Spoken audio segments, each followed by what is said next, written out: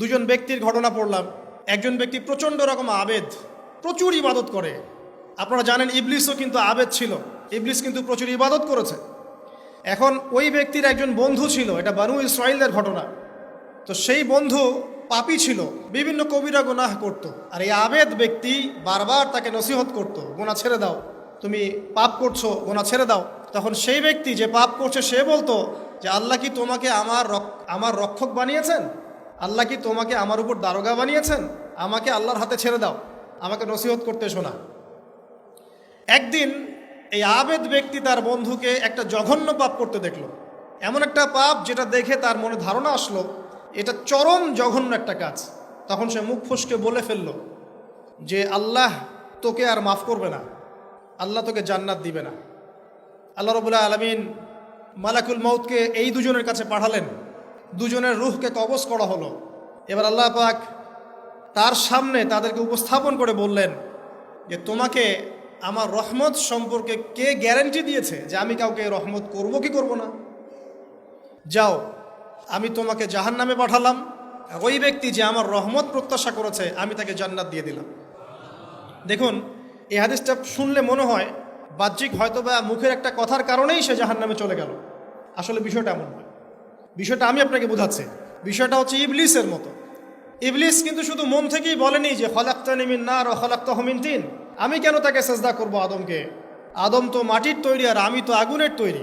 এটা ইবলিসের শুধু মৌখিক স্টেটমেন্ট ছিল না, কারণ কি ছিল? আবা ওয়াস্তাকবার, সে উদ্ধত হয়েছিল, অহংকার প্রদর্শন করেছিল। ভিতর থেকে ইন্টারনালি সে অহংকারী ছিল, সে আন্ডার এস্টিমেট করে কথাটা বলেছে, শুধু মৌখিকভাবে বলে নাই। কিন্তু ঠিক এই ব্যক্তির ঘটনা এমনই, সে মন থেকে অহংকারী হয়ে উঠেছিল, যদিও বা সে আবেদ ছিল।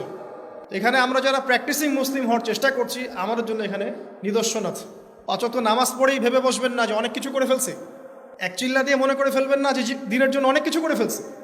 একটা হজ করেছেন, ওমরা করেছেন, সিয়াম রেখেছেন, দিনের জন্য দান সদকা করেছেন, একটা মাদ্রাসা মসজিদ করেছেন, ভেবে বসবেন না আপনি সব অনেক কিছু করে ফেলেছেন এবং অন্যরা সব ককরোচ তেলাপোকা, ওরা জাহান্নামে যাবে, এমনটা মনে করবেন।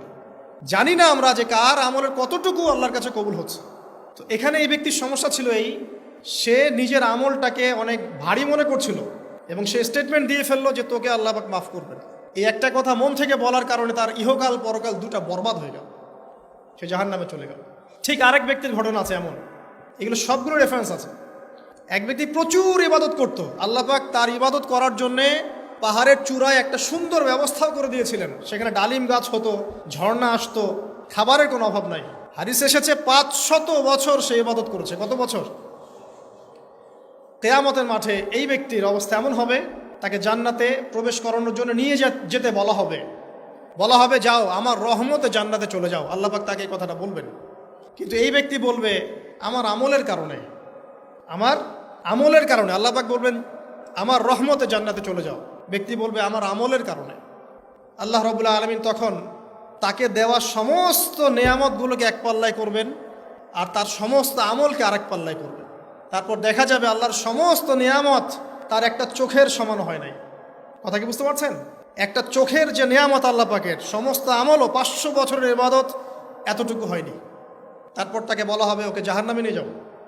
এবার জাহান্নামে যাওয়ার সময় সে বলবে আল্লাহ তোমার রহমতে আমাকে মাফ করে দাও। তখন আল্লাহ পাক তাকে আবার ডেকে নিয়ে আসবে, বলবেন যে তোমাকে যে আমি ইবাদত করার জায়গা করে দিয়েছিলাম, এটা কি তুমি নিজে করেছো না আমি করেছি? সে বলবে আপনি করেছেন। তোমাকে যে আমি সৃষ্টি করেছিলাম তখন কি তুমি কোনো আমল করেছিলে? বলবে না। তাহলে তোমাকে যে সৃষ্টি করেছি আমি, এটা কি তোমার আমলের কারণে? না। তোমাকে সারা দুনিয়াতে এত নিয়ামত দিয়েছি, এটা কি তোমার আমলের কারণে? সে বলবে না। তখন তাকে জান্নাতে প্রবেশ করানো হবে। কিয়ামতের মাঠে এমন অনেক ঘটনা ঘটবে যেটা আমাদের চিন্তার বাইরে।